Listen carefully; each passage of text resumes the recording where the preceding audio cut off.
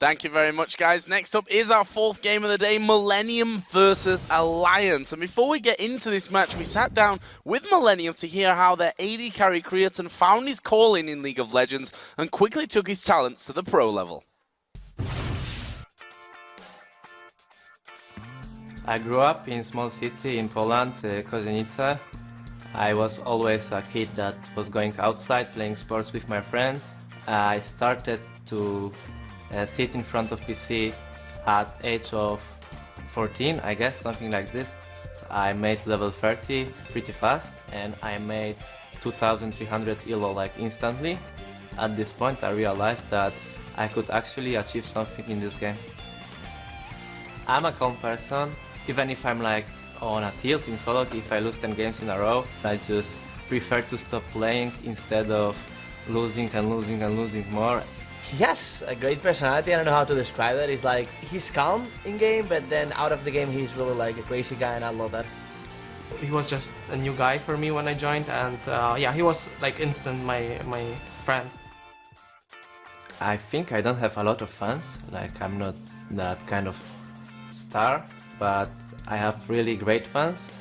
Polish community is really supportive, and they will always tell you the truth. They will tell you that you play bad and try to cheer you up to play better, and if you play good, they will realize that you play good and just cheer for you. The hardest moment for me, it was after I broke my arm. I recovered, and it was Gamescom coming, and I knew that I'm not playing really good, but I have to play really good because the most important matches in our lives are coming. This feeling that I'm gonna probably fail before the game because I knew that I'm playing bad was really destroying me before the games. I was just trying not to fail instead of carry as usual.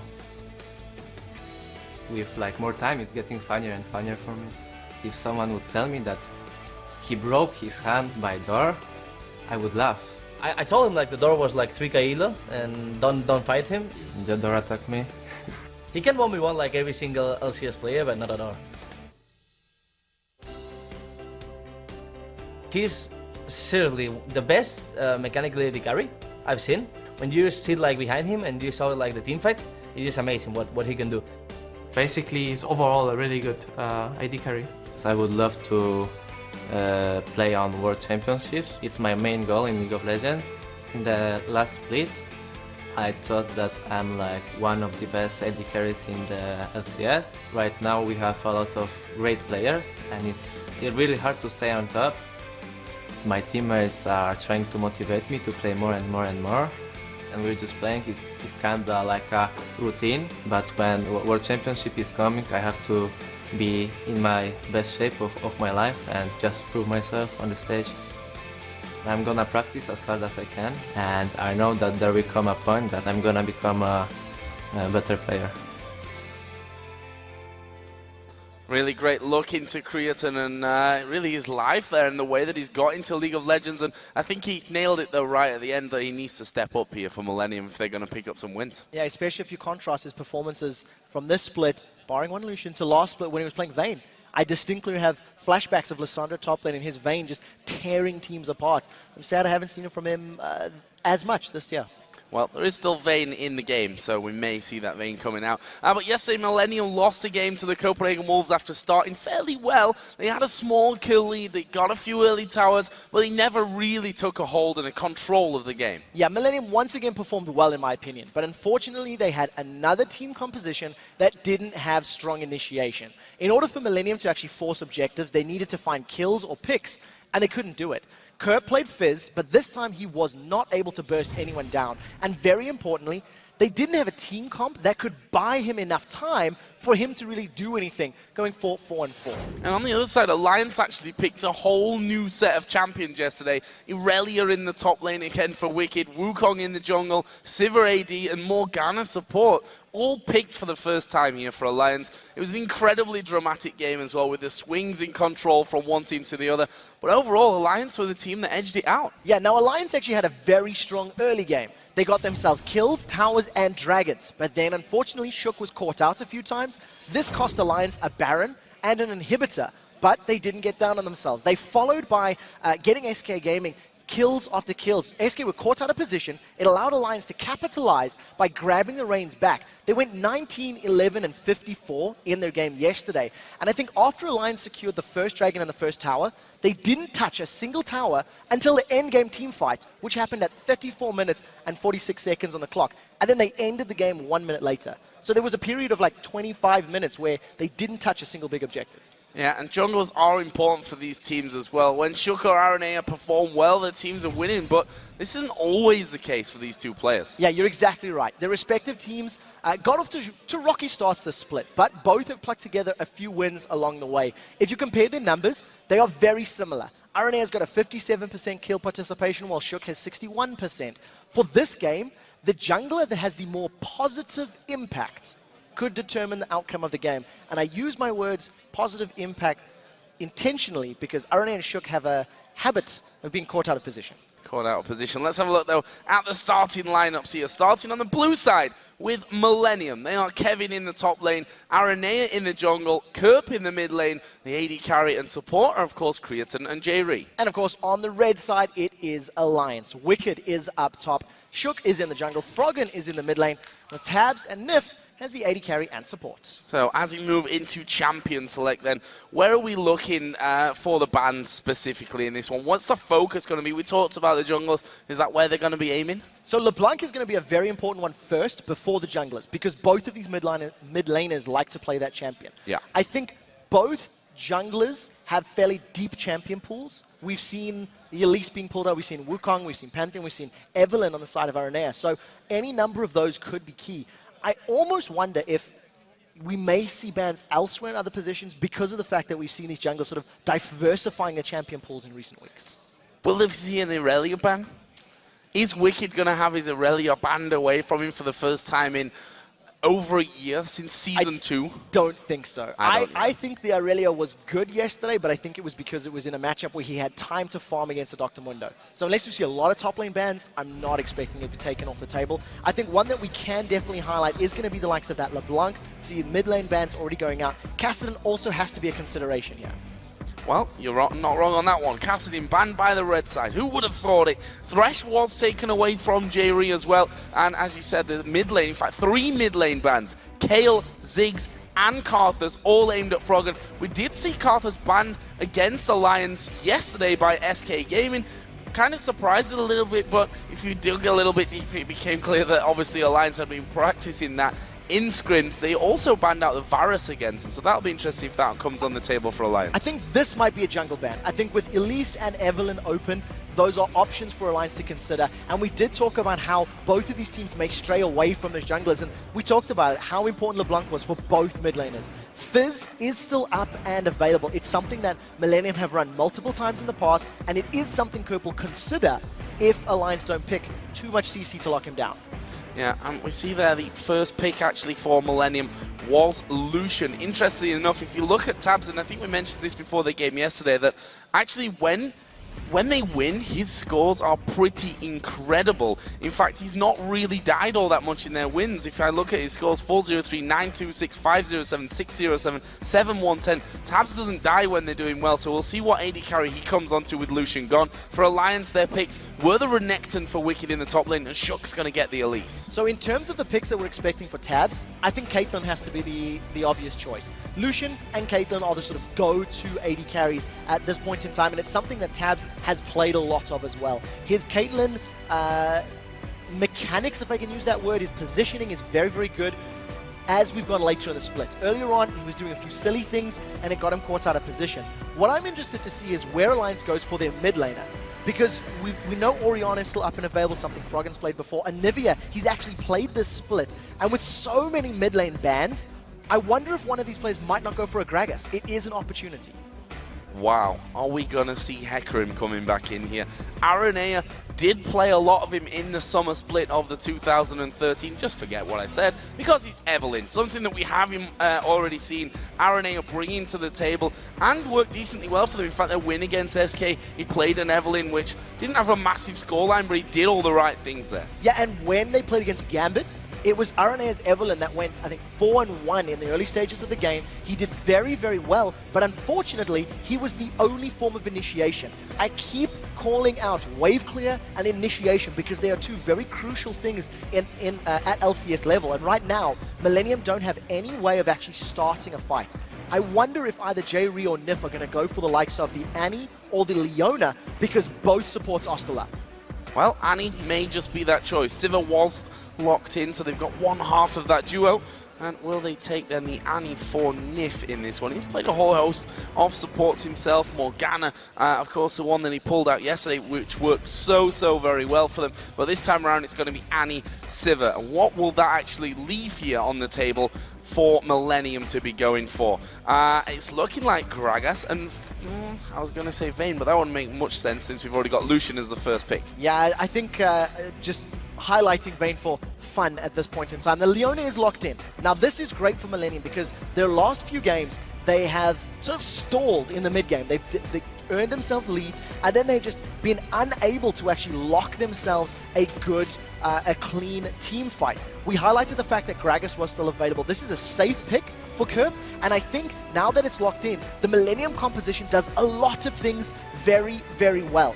If you have J-Ree's Leona initiating with the Solar Flare and let Aranea coming in from the side with that Agony's Embrace, that is a very strong, powerful initiation. Goes a little bit wrong, hey, Gragas can throw down his barrel to disperse everyone, and Trundle's got his pillar for some good counter engage as well. Actually, the second time only that we're seeing the Leona this season for Millennium, and that came in their week 1 loss, the second game of the season against Gambit. So interesting that he brings that now back to the table with obviously the Thresh already gone out there and Annie already taken away from him.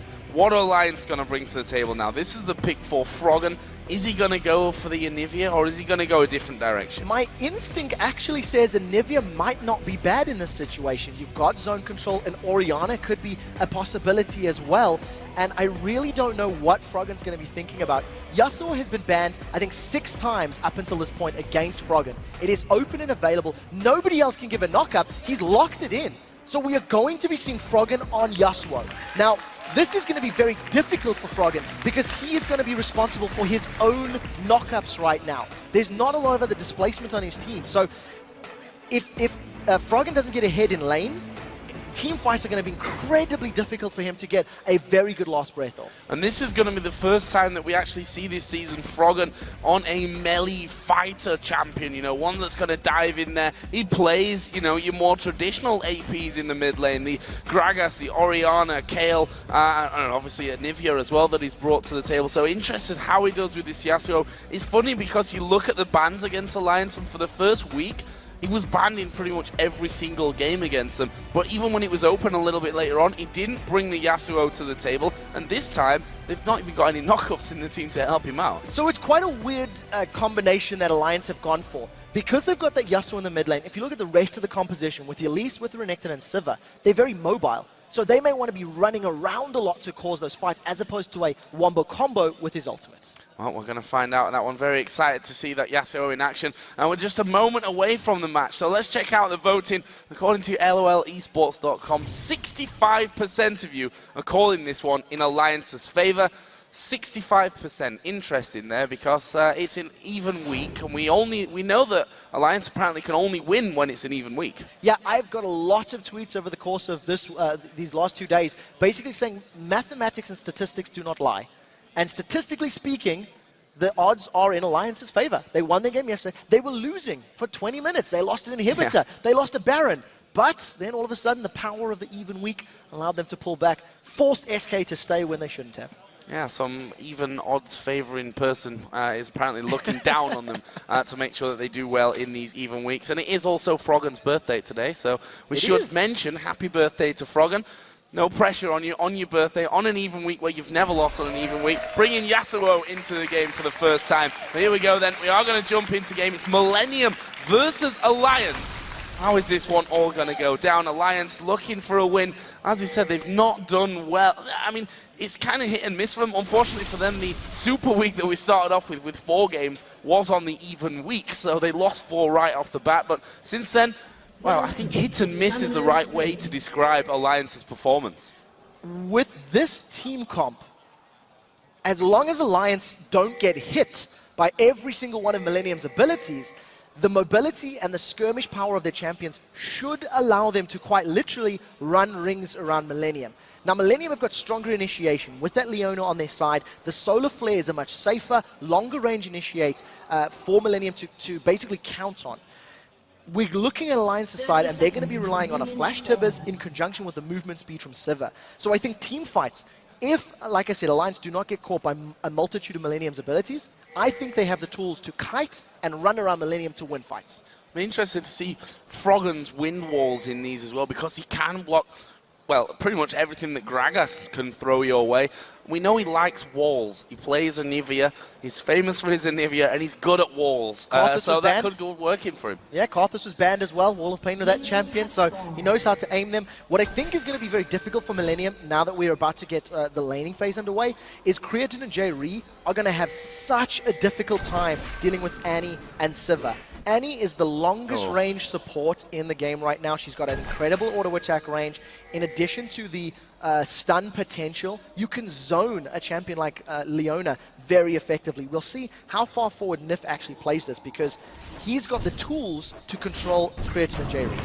So here's a start for both junglers. Areneas, Evelyn starting off on the blue buff. Shook starting on the top side of his jungle as well, doing the red. Both of them, of course, getting a little bit of a helping hand from the Trundle and Renekton that we're going to be seeing in that top lane. I'm sure a few of you are sad not to see Irelia here for a second day running, but to be honest, when the Renekton is in there, it's not unlikely to see Wicked just going straight for that one. This mid lane, Yasuo versus Gragas, what are your thoughts on this one? So both champions are melee, both champions have got ranged harass, but of course Froggen needs to charge up 3 charges of that Steel Tempest. He's just skilled it right now. Luckily for Froggen, once his flow bar is full like this, he will actually get a damage shield every time Kerp jumps on him. I don't actually think either champion has got kill potential until level 6. And I feel once Froggen puts some points into that wind wall, it's going to be so difficult for Kerp to outplay him, because as long as Froggen saves it for a explosive cast, it's just going to get removed and it's not going to affect him at all. Very interesting to see how Froggen does on that one. Just, you know, when the time when things were moving to more assassins in this mid lane, Froggen had trouble, to be honest, because his champion pool and the way that he likes play just didn't really suit that one. So interesting to see what he does here with the Yasuo. We can see that Aranea already being the invisible Evelyn problem that he is, headed down towards his bottom lane. But the position that Alliance actually had there is probably the best positioning on that bottom lane to get rid of the Evelyn, because she can't move in without you spotting her. And very importantly as well, Jerry actually missed his Zenith Blade as well. Zenith didn't connect, so there was no CC onto Nif. It's going to be very difficult for Leona to even get onto Sivir because of the spell shield. So she's going to be able to spell shield at least one of the CCs. And in order for Jerry to lock tabs down, he's going to need to go all in. He has to land the Shield of Daybreak, and he has to land a Solar Flare, because at least one of those can be mitigated. Shook is actually in the Millennium jungle right now. See the Aranea just coming around towards the race, and Shook actually took the southern route and is headed up behind him, and he's going to see that those raids are in fact being done, so he'll move straight in. Actually lands a cocoon here on towards Aranea. That's going to be good damage coming down. Not enough to actually finish off though. Yeah, Aranea is not going to have a good time. Anytime he wants to duel Elise, Elise has got so many more tools in her kit, has all of her abilities available at level 3, has got, you know, percentage damage, has got built-in sustain, can close gaps thanks to the spider form. So Aranea just needs to try and farm his way up. And what we tend to see with Evelyn's is getting to level 6 and then using that ultimate, the slow from Agony's Embrace, to try and get in and control the lane. This top lane, Trundle versus Renekton. A good old traditional top lane matchup by now. Yeah, and if Renekton doesn't beat Trundle in lane, he's doing something wrong. We do tend to see the CS going his way. Nif has been stunned. Nif has been stunned here, but again, I don't think they've got the damage to follow up, as Jerry going to catch a full combo coming out there from Tabs, but still very early stages in this one, and neither team able to put down the damage to actually secure those kills. So here comes the next move. Shook around that mid area. Kerp not level 6 just yet, so he won't have that explosive cascade. Here they go. They're going to go in there. The knock-up actually landing from Froggen, which is a good sign for future engagements from him. But in the end, they weren't able to take out Kerp. He flashed away. Now, we did see Shook playing the Elise the last time these two teams played as well. When Millennium and Alliance competed, Shook had a number of deaths to his name. Froggen was playing Kayle in that game, and almost every time Shook died on that Elise, Froggen's Kayle Froggen's Kale was able to get kills. I think he went 9, 2, and 7 or something similar in that matchup and did very, very well. We'll see if Shook can repeat that performance here today. Well, Shook is once again headed in for a bit of action on that top side. There is Kevin. Here comes the repel. They dive onto him. Kevin with an early flash underneath his turret to stay safe. Really quick reactions on that one. RNA was actually there as well. You can see him just kind of leading off from Shook, basically following him or being followed there and keeping up that vision of Shook. So we talked about which jungler is going to have a more positive impact on the game. And so far, Shook has earned himself 3 brownie points. He beats RNA in the jungle at the Wraith camp. He's already got Kerp's flash. He's already got Kevin's flash. And he's found RNA again. This is very strange from RNA. Actually going to come in there. The Wicked's going to come over the top as well. There's the gap closer. And there's the finisher. First blood. What was RNA thinking? I don't think RNA even knew that Shook was there. I believe that he was anticipating Wicked to potentially dive. Just took so much damage, and that was just a poor call by RNA. Shook now grabs himself first blood. He even got the kill on that one. There was no assist from Wicked, even though Wicked tried to flash for it. But very, very good play from Shook in these early stages. Keep in mind, Elise is basically his signature champion, and he has started very well this game. And he was gifted that kill, honestly. I mean, RNA saw him go in that bush, knows that he didn't come out into the lane, so he's either waiting in the bush or he's gone down the south side. Strange one for me, but RNA giving that one up, that gives Shook that first blood. We can see that a pickaxe has been collected here for Wicked on his first trip home. That means he's going to be going in for that Tiamat first of all. Yeah, and that's very standard in this Renekton Trundle matchup. Rush the Tiamat, then go for something like a Sunfire Cape on the Renekton. It really allows you to bully and control that Trundle. RNA is going to donate that blue buff over to Kerp, and I think Kerp just really needs to focus on farming. Because of the power of Wind Wall, we haven't even seen these two really trading all that often, and it's basically because of the fact that Froggen can A, dodge everything, thanks to that quick draw ability of his E, and of course, if any big barrels come in, he's just going to destroy them with that Wind Wall. He's farming up a Storm right now as well, 65 to the 56 of Kerp. Another interesting fact, and then we'll see whether the blue buff actually is given over to Froggen, or whether Shook is actually going to keep that with him and allow him to maybe have a bit more impact around the map from this one. That blue buff is going to be coming up here shortly, so we shall see about that and who exactly is going to get that one. Meanwhile, that lane does just get pushed back onto the turret, a position where Froggen will be quite happy, and there's another wind wall coming out. Barrel comes down and Froggen says, nope, you're not doing anything. So the one thing to keep in mind is that wind wall does have a very, very high cooldown. It is 26 seconds at rank 1. So Froggen needs to be very careful and time his abilities well. In that time frame, Kerp is going to have another Q available, and if he sees an opportunity, he could catch Froggen out. So we'll see who decides to pull that trigger. As it stands, it is just a full-on farming lane. Now that J-Ree is getting closer to 6, the bottom lane also now gets riskier for Nif, because on Annie, you are actually quite squishy if you get caught out. And there's the answer to the earlier question of if Shook's going to take the blue buff or give it to Froggen, and he will be taking that for himself. And you see there's a bit of an opportunity maybe for them down in this bottom lane. J-Ree and Creaton pushed up past the halfway point. One thing's sure, they don't know where Aranea is, and that's always the problem when facing an Evelynn. Yeah, and if Aranea shows in the next few seconds, it may signal go in this bottom lane. We do have On the Hunt available for tabs. Aranea has showed he's going on Wicked. They're going to go in on towards Wicked. Can they hold him down? There's a good pillar coming out from Kevin, and Wicked's not escaping this one. Aranea picks up that kill. Meanwhile, down the bottom, they've managed to get everything on towards Jerry. Wow, what a solar flare, though. That will stop them pushing in. Brilliant defense from Millennium whilst getting the kill up top. Yeah, very, very well played. Kevin with a perfectly placed pillar prevents Wicked from getting away. Wicked didn't have his flash. Remember from the earlier kill where he tried to grab something onto Aranea. We did see a flash Tibbers is down for Nif, so he used that to engage. Alliance thinking about Dragon, but this is very risky because the rest of Millennium could come to challenge. And I wonder if they're actually going to go for this one. The fact is that there's no solar flare in there, but on the other side, a couple of ultimates were used during that one. Sivir and, of course, Tibbers being thrown down from the bottom lane of Alliance, and they also have Millennium, at least the teleport on Trundle that they can factor into those things. So we should keep an eye on Kevin and whether he will be making a visit down towards this bottom side of the map. As it actually happened, they backed away. No Dragon attempt as of yet. And that's a very important thing that you bring up, the fact that Kevin has that teleport. Once Trundle goes for his Blade of the Ruined King and then gets himself towards a Sunfire Cape or similar, he's going to be a very big split pushing threat. Shook has caught Kerp and they're going to go in. Oh, that's a lot of damage coming in. We did see the barrel thrown at Froggen to keep him away, and that was a wise move from Kurt. Froggen not quite quick enough there to get his wind wall out in time as we've seen him before, and there was a pink ward cleared out by Millennium. So they know that the possibility of that Dragon was there. They now know that they've backed off somewhat from it as well, so Dragon stays alive for a little while. Yeah, 11 minutes on the clock.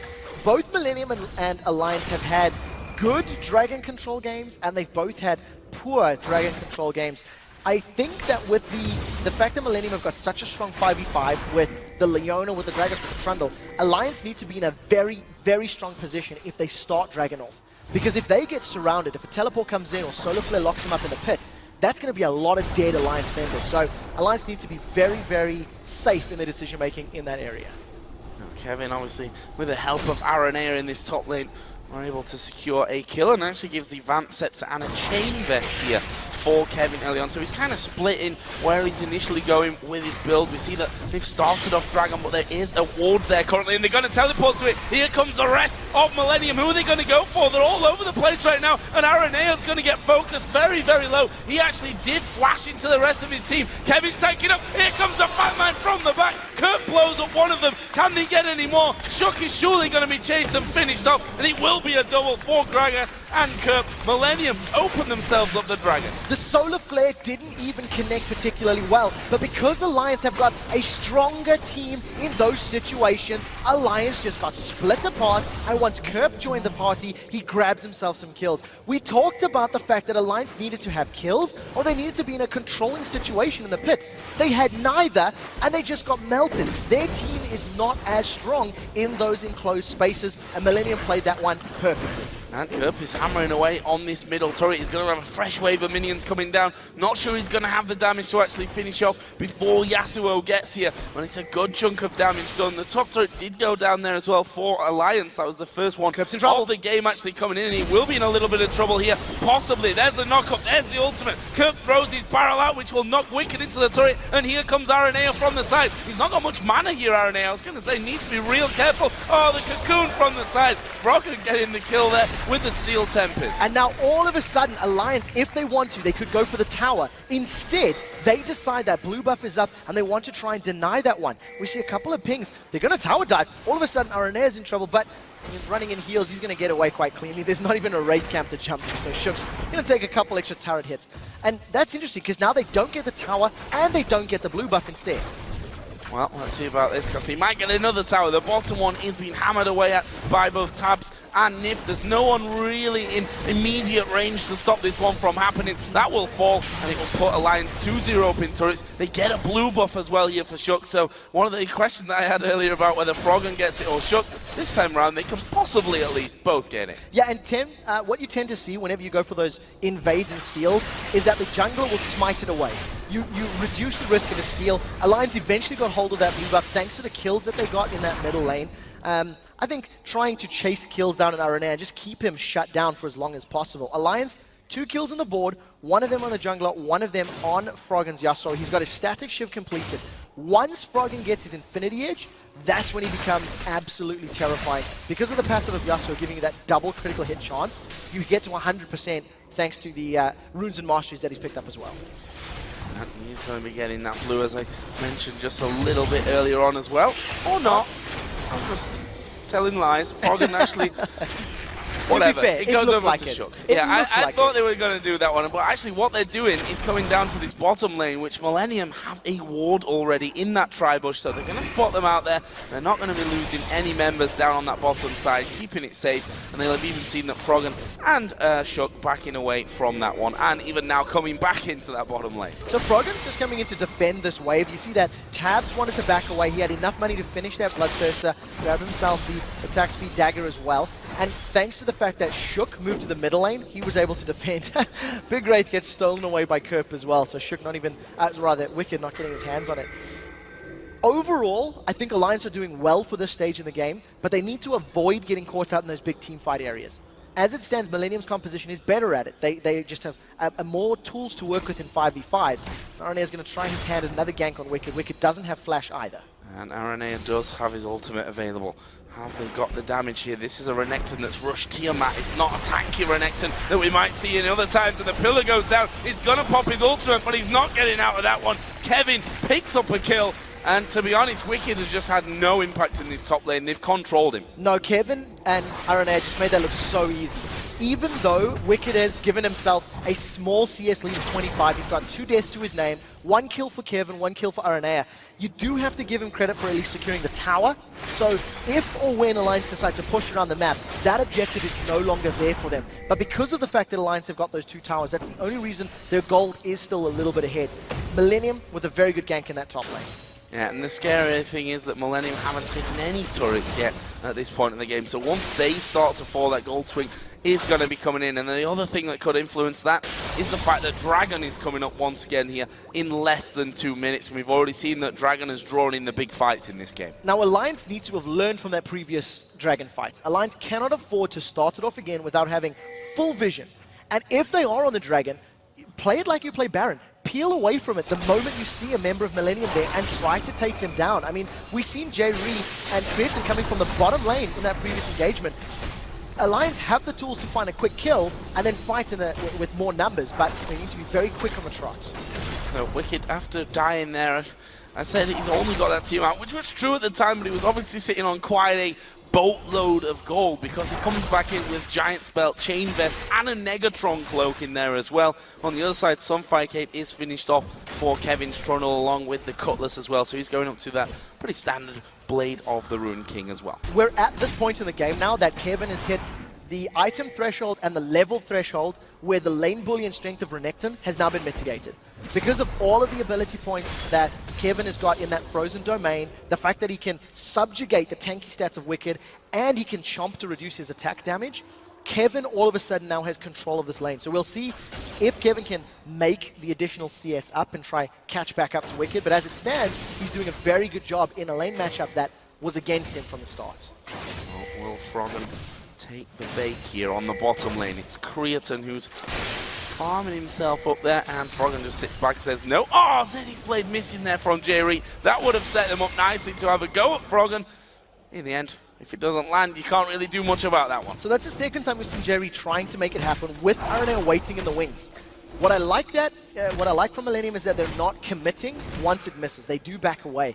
If the kill had happened, because Dragon is up literally right now, it would have allowed Millennium to get in on the Dragon. Teleport is available for Kevin. We'll see if he's deciding to go back. And Wicked is already moving down the lane. But look at the positioning of Millennium. They've got such a good zone control. Too slow. Alliance aren't even challenging. Yeah, nowhere near it. There's Wicked too slow to come down from the top lane, and that will be a free Dragon for Millennium. 2 out of 2 now that they do have. And the fact that their duo lane is no longer in that bottom lane, or wasn't even in the middle lane where they'd moved to during the start of that Dragon, which for me is a little bit strange considering they knew the timer on the Dragon.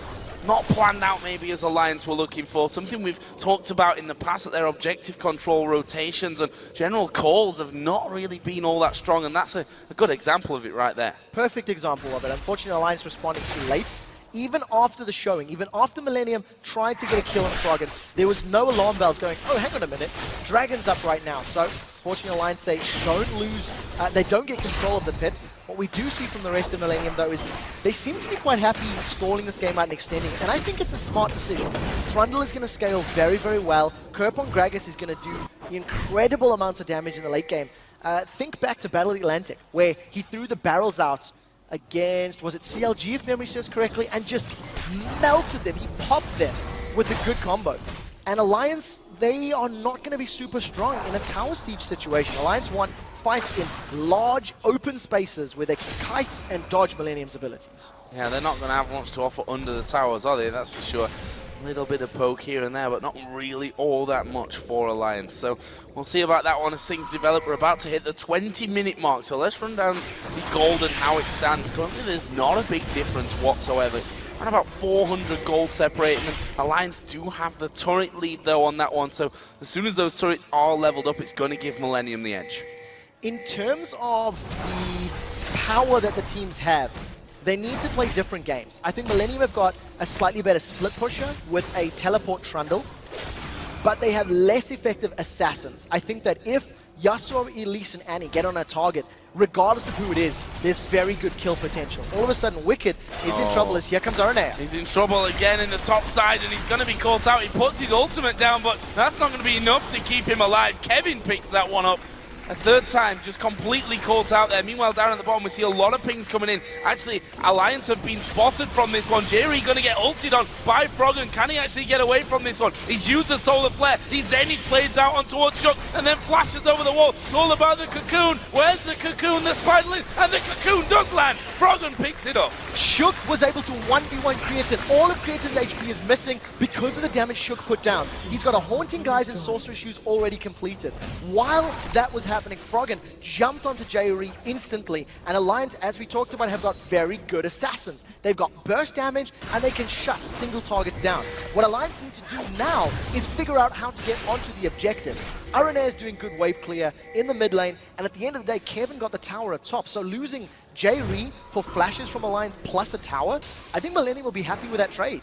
Yeah, we saw the Aranea pushing out, and just the pure nature of those hate spikes that Sivir with a short range can't actually stand behind the minions and hit the tower without the hate spike splashing through and doing the damage. That's a bit of a pain actually for Sivir on these turrets, and obviously Nif with a bigger range doesn't really do all that much damage to them. But Alliance here looking like they're going to be recalling out somewhat. One thing that we should definitely point out now is the mid laners. Rabadon's death cap is done for Gragas, but the Infinity Edge is done for Froggen's Yasuo.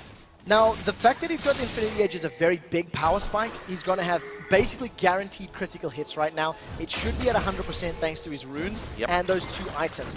He's got no lifesteal, so Froggen is looking to just blow somebody up and then move onto a turret.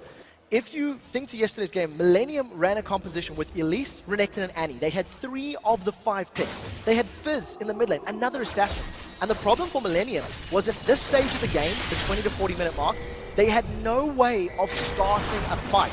Right now, Alliance is in a very similar position. They're trying to brute force onto the tower, taking some damage, and here comes Kurt from behind. Oh, they're going to go, first of all, on towards Wicked. He's taking a decent amount of damage. Actually, Aranea going to get Cocoon. There's a great Solar Flare. They're focusing down Nif for the back, and Nif will fall. Creatine gets that one. Can he take any more? He's definitely got the power to have a good go at it. Wicked, oh, brilliant pillar comes down. Kevin actually getting that one, and there he goes, flashing over the wall on towards Shug, who was on a ward, so they had the vision of him. Where's the Spider going to go? Repels up over the top on towards the golems, but can he escape this one? There's minions there, so they're going to get the vision of him. Here comes Kurt from around the side. There's the barrel after the body slam. 3 for 1. 3 for 1. Froggen was trying to move to the mid lane to fight. He has split push to get a tower at the very least. So what Alliance realize is they cannot start a fight in a 5v5 because they're afraid of the power. In addition to that, because they lack initiation, you see Alliance trying to force this middle lane tower. They didn't even get the tower. Millennium come, they have a good flank from the side, and Tibbers was blown just on Aranea. Nobody else was stunned. Creatine has been untouched. He's literally in between 4 members of Alliance and has not taken any damage until this very second. Here comes Kevin from the backside, and he's just going to be able to close the fight out. I think Alliance did not need to force that. Alliance didn't need to. They could have just backed away, let Froggen split push, and tried to take it when it was a little safer. And Aranea actually proudly told me last week after the show, my strategy that seems to have been working out decently for us is to quite simply die, to be the focus of the fights for the enemy team. And you just saw it, you said it yourself looking at that replay, how much they threw in at Aranea, and they were completely focused on him as well. One thing to note here, Thornmail's been picked up by Kevin, so he has got an absolute ton of armor at this point. And again, we saw the downfall of the Sivir.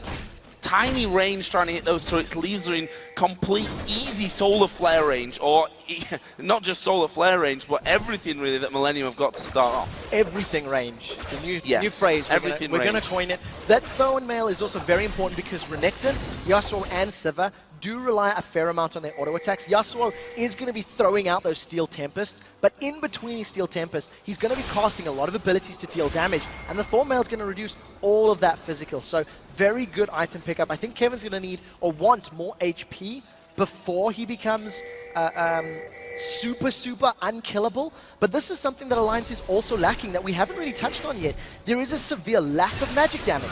There is no bursty mage. Yes, Elise and Annie are going to offer some magic damage, but nowhere near the same scale as a Deathcap Void Staff Gragas, which is what we're in the makings of right now. Yeah, and another thing about that Thornmail, let's not forget that 30% of Froggen's 100% crit strikes that he puts down onto Trundle are going to be returned to him as well. So that's a surefire way for Froggen to almost kill himself in those scenarios. Be interesting to see. Obviously, he's not going to want to touch Kevin when it comes to that. The same goes there for Tabs.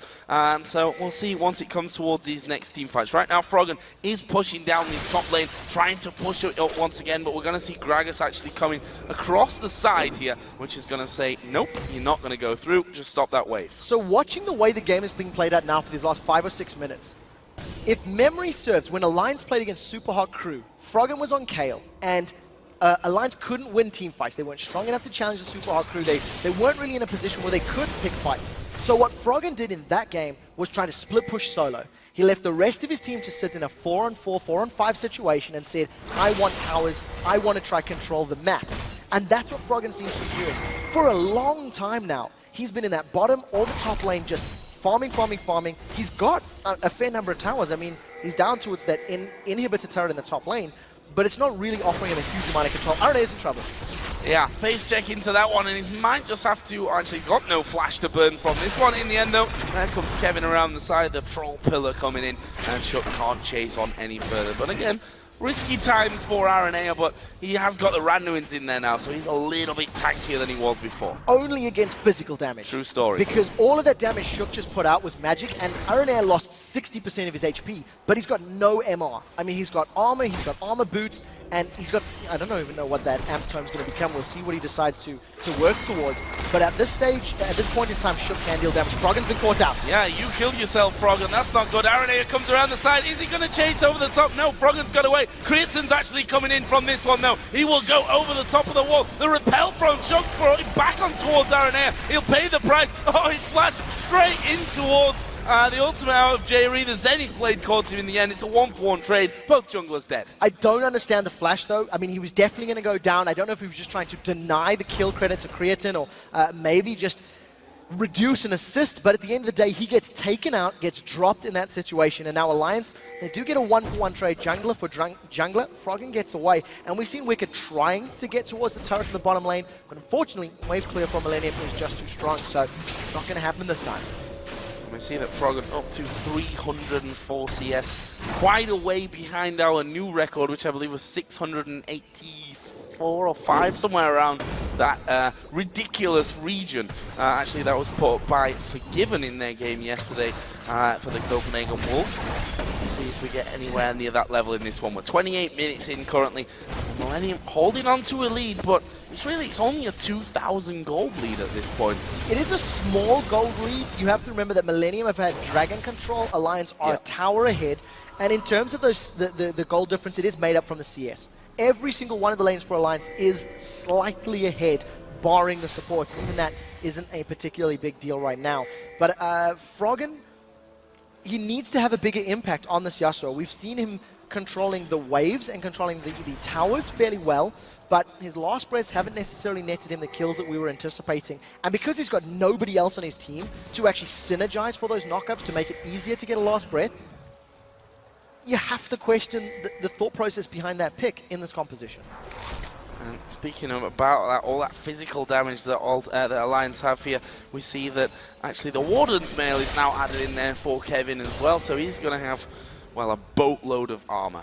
And I think RNA may even be working himself towards a Zhonya's Hourglass. He's got the makings of that Seeker's Arm Guard, and like you said, with all the physical damage from Alliance, the moment Millennium hit that armor peak where every single one of them has some form of armor, it's going to work in their favor. There is a Last Whisper for Tabs, and Froggen is going to get bonus armor reduction from his last breath, but he needs to hit you with it. So he needs to get his ultimate across multiple members of Millennium to burn through some of the excess armor, which again makes it very difficult when you've got the only knockup on your team. He's going to be needing a Last Whisper in there, that's for sure. If we get to that stage at this point, we are in a bit of a farm game. Shook actually not going to get caught out there. RNA was just on top of him, and we saw the sweeping lens just being used to clear out what vision was there. Tab's actually on this top side, so Kevin, I say Kevin might be in trouble here, but that's really just over-dramatizing the fact that he's never going to go down to Sivir and Renekton. For a conversation point, at 30 minutes into the game, because of the movement speed that Kevin gets from his frozen domain, he still hasn't picked up boots.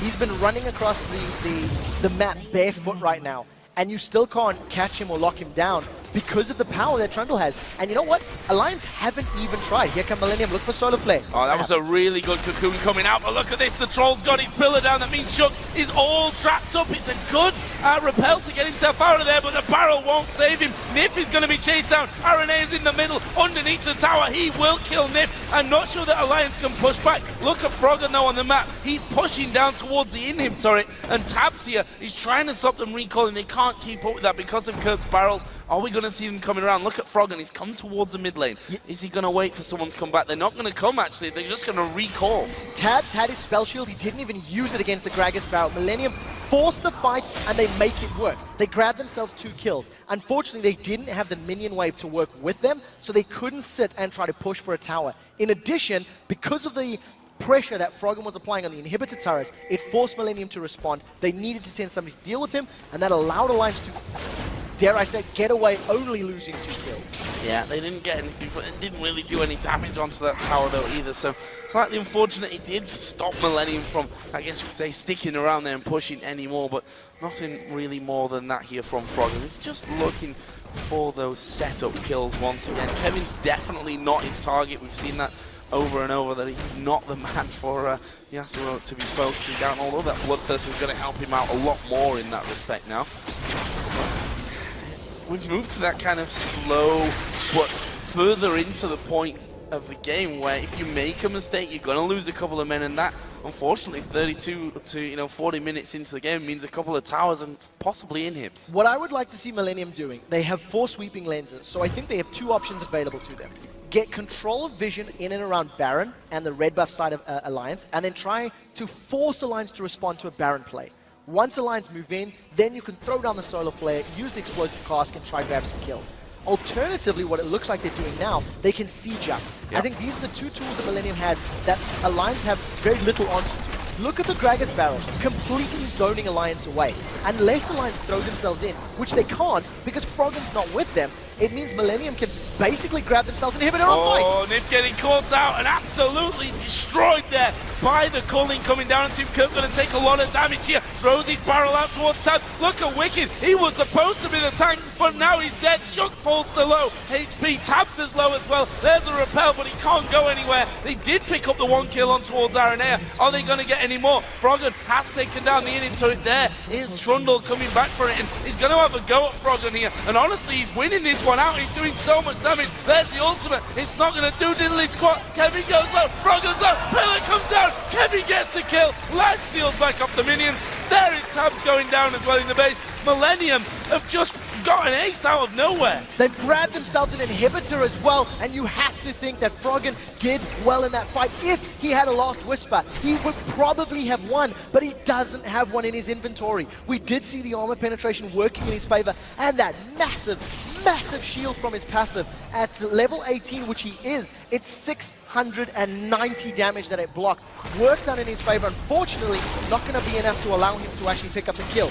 Now that Millennium have got Super Minions streaming into the base, well, they will be in a moment, they've started off the Baron. We said they had 2 tools available, Siege or Baron. They've done both. Oh, and they've spotted Nif there at the back with that ward that's gone over. They're going to clear out one. Not for long, though. Another one comes straight back in. Nif basically going to be the chance. Throws Tibbers in there. Will the tick get it? No, it won't. Millennium pick up Baron. That would have been fantastic if it happened, but Millennium, they've got all the tools available to them. They've had every single dragon. They've caught the first Baron of the game. They're even on towers now with Alliance. And thanks to this whole procession, you can see so much gold on the side of Millennium. They're going to start upgrading their items. Infinity Edge, Triforce, Bloodthirster, Last Whisper on Creatin's Lucian. And if you think how strong Creatin is on Lucian, when Millennium destroyed Super Haku, he also went unkilled. It's definitely a great champion, and we've seen the feature on Creatin, how he says he feels the pressure to perform. He's definitely performing this game. And we see that Kevin actually has decided it's time for a little bit of magic resist in there. He's got his Merc Threads. Yeah, that's all he needs, it's all the MR that you need. You look at the rest of his items, I mean, that's basically a full build on Trundle. He needs to be a little careful because Froggen now does have that last Whisper. Final Breath is up, but there's no barrier. There goes Froggen. Yeah, does he care? No, he doesn't. Cullen's going to come to support him, and Kevin does all the damage in the world. That's, wow, Creatine going so low. Good knockup coming in. Meanwhile, they are going to catch out Kurt. Can they follow through? The Troll flashes over. J-Ree going to flash in there as well. Wicked's a dead man. Creatine actually picking that one up to go 6-0-4, and now Aranea comes around the side. He doesn't have that Sonya's just yet. Actually had his Randuins, which he didn't use to slow them all down. Millennium are going to be happy with that. A 2-for-1 scenario anyway. What are they going to do next, though, here? They've got that Baron buff on. They're going to have the region. I think that Alliance has to give up this turret. Yeah, there's very little that Alliance can do. There is, however, a Flash Tibbers available as well as on the hunt. So Alliance thinking about defending. They've caught him up, but Tabs has jumped on. Yeah, but what's that Flash Tibbers going to do for them? It ends up costing them 1 life. Now Niftually going to be chased down. A bite from Kevin. There's actually a good Cocoon coming on towards J-Ree. The stun from Nif as well. They're still chasing. Tibbers is pushing up the backside of them as well. There is the finisher. It's the Culling for Creatine. There are 4 men down. Millennium can win the game. That's the game. Super Minions are onto the Nexus turrets, and with Creatine untouched, he's going to be able to melt these towers. Shook cannot do anything about this one. Froggen actually coming back in. Who's he going for? No one really. He's dead again. There is the fall of Shook, and the Nexus turrets do start to go down. Wicked will respawn in. That won't be enough for them though. And Millennium are going to take down Alliance. Brilliant performance, a much needed win for them as well. Yeah, the curse has been broken. Alliance losing a game on an even week, and you have to think picks and bans was arguably where it started. Locking in that Yasuo as the final pick, just not really working up, and there was no other knockups on the side of Alliance, and unfortunately for them, the split push strategy didn't work. Aranea putting his belt on after that victory. Interesting stuff there from him before they go over and shake hands. But as we talked about, we made light of this whole odd week, even week thing. But it's been something to count on at least for Alliance in weeks 2 and 4. And in the first game of week 6 where they picked up wins. And to be honest, they need them. If not in any other game, in this one against Millennium, who were bottom of the table, this was such a vital win for Millennium. It was incredibly important. And when you consider how far behind they were early, Shook had 4 successful ganks. He got first blood, he got flashes out of the mid lane and the top lane. He forced Aranea out of the jungle. And after all of that, Alliance couldn't capitalize. They couldn't actually convert those wins in the early game to objectives. And that's arguably because of the lack of strong initiation. And I think the lack of cohesion within the composition itself. I mean, Yasuo, yes, it's a strong champion. Yes, it does well. Yes, Froggen played him well. But the rest of the team didn't synergize with him. No, and it was kind of reminiscent to what we saw with his Kayle in that last match, wasn't it? The fact that he did do a little bit to help out in terms of this split push and kind of pushing things down towards the end. But we saw that if the tanky top laner can kill you off, you know that you're not going to have too much fun. We did see how quickly he could damage and do the almost killing Creatine there at the bottom lane, but they were just all over the place, Alliance. This was very reminiscent of the odd week Alliance team. Yeah, I completely agree. And I also think if you consider the picks and bans once again, that tanky top, Renekton was locked in. That was actually the first lock-in for Alliance. Trundle was available. Trundle was snatched up in the next round of picks there for Kevin. And we know, we've talked about how Trundle just outscales Renekton. And we've seen Wicked playing Trundle in the past. You have to think, if both were up, and the decision was, let's go for the early game champion, and they got flashes, I just think Alliance didn't capitalize on those early flashes, on the early strengths of their champions enough. And one thing that I really like from Millennium's side is the fact that actually Kevin, when he sees a Renekton on the other team, has been going in for the Shen pick, which for me would have had a far lesser impact in that one. He had the teleport on the Trundle. He could be the one that stopped Froggen pushing over and over. Yes, they lost an inhib turret here and there, but he ended 5-0-14 with that Trundle. That is an incredible performance from Kevin. Especially when you consider their team had 22 kills. Yeah. So he was involved in 19 of his team's 22 kills. He didn't buy boots until 32 or 33 minutes. His positioning was superb. There was very good ganks from Aranea. I think we've seen 3 consecutive ganks onto Wicked. And you also have to point it out. I mean, Wicked, yes, he picked a Renekton, but he was picked on. I mean, Millennium, I don't want to say they camped his lane, but they ganked it frequently. And they got Kevin ahead. They balanced out that early game weakness that Trundle has. And then once we got to the team fights, Trundle just said, well, I'm going to subjugate you and you can do nothing to kill me. Well, it's a traditional tactic that has been proven to work against Wicked. If you put him off his game, he's not going to be playing well and he's going to be playing without confidence. Either way, it's a great win for Millennium there. And we're going to head over to Shox and Deficio, who have Millennium's top laner Kevin with them to talk about that win. Thank you very much, Joe and Quickshot. Indeed, Kevin, who is playing the troll, Trundle, and very good, I tell you that. That was one of your picks. What was the rest of the plan? So basically, to ban almost every mid laner we hate to play against. So Ziggs is just a must ban for us because we just hate to play against it and it's super annoying. Kaylee, of course, I don't know, not much to say.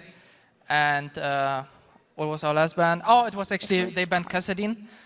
We didn't expect them actually to ban Kassadin. Our plan was to ban Kassadin.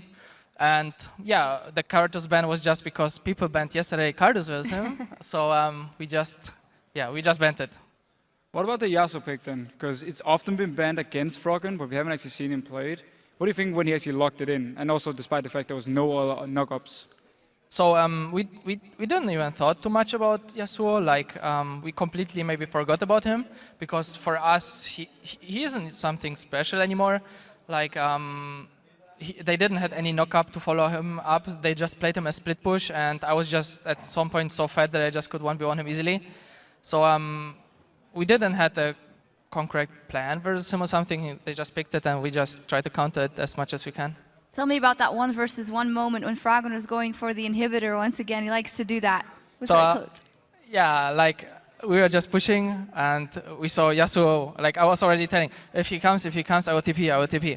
So he came, and I was like, oh.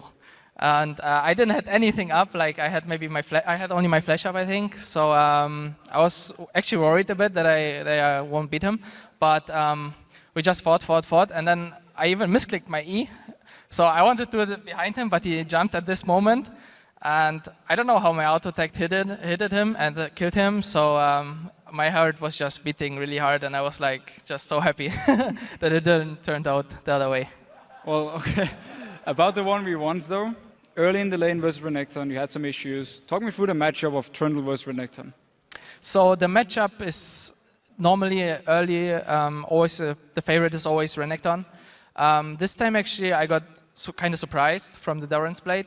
It was really an aggressive stage of the early, and yeah, he just pushed me in, and I kind of don't like to last it at the turret with Trundle. It's a bit hard when a Renekton with Doran's Blade stands there and harass you with the Q. It's a lot of damage. So the early was really hard for me, but after the first gank it just went easier.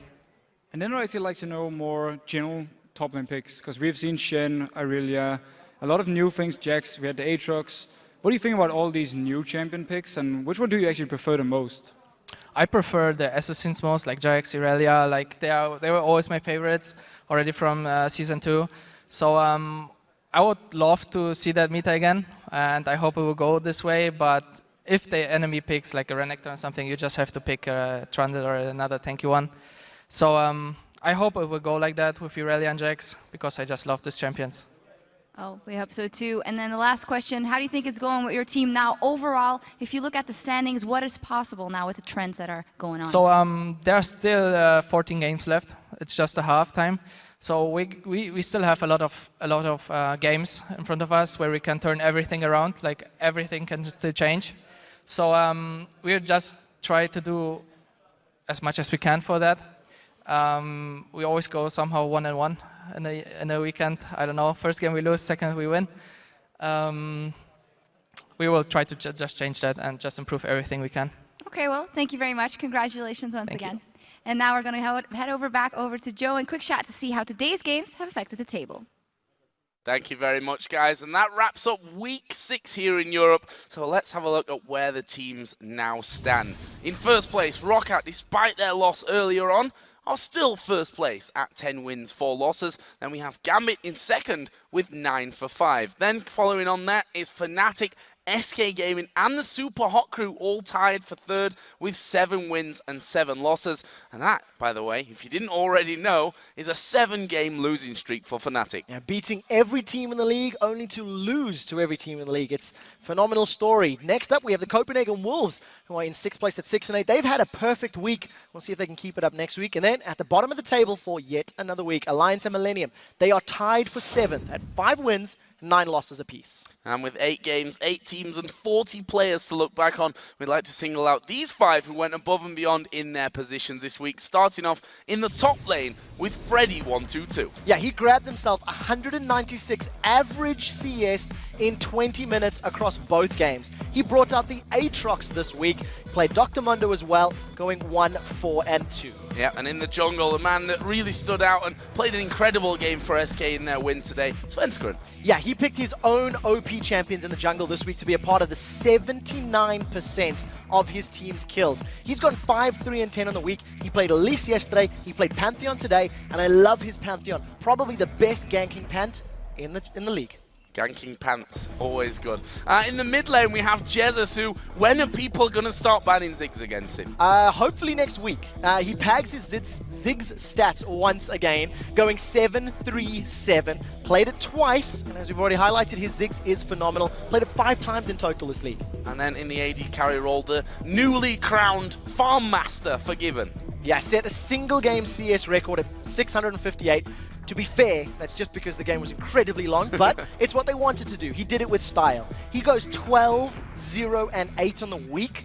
He played Caitlyn as well as Lucian and did very well with it. And his support player, Unlimited, who again had another killer week. Yeah, assisted in 22 of the 29 kills in both of his games. His Leona in both times, and his initiations were superb. I'm particularly happy to say that he didn't play Karma, because I'm not entirely convinced that his Karma positioning is super strong. I agree with you on that one. He's certainly done better elsewhere. And then there's, of course, one player who went even further. For exemplary gameplay, this week's MVP goes to the Copenhagen Wolves jungler, Amazing. Yeah, had an amazing week. He goes 5, 1, and 18. That is a 23 KDA. He's got 79% kill participation in both of those games as Lee Sin. And we actually have a highlight from one of those MVP Lee Sin kicks. So let's take a look.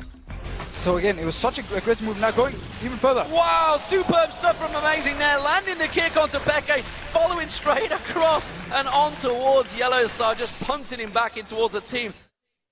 I absolutely love that play. He jumps onto Peke's Syndra, then dashes over to a ward to kick Yellowstar backwards. That was phenomenal Eastern play. I think that may even be banworthy against him next week. I think so as well. He's been focused quite a lot, and I think his performance this weekend is only going to really increase that. So.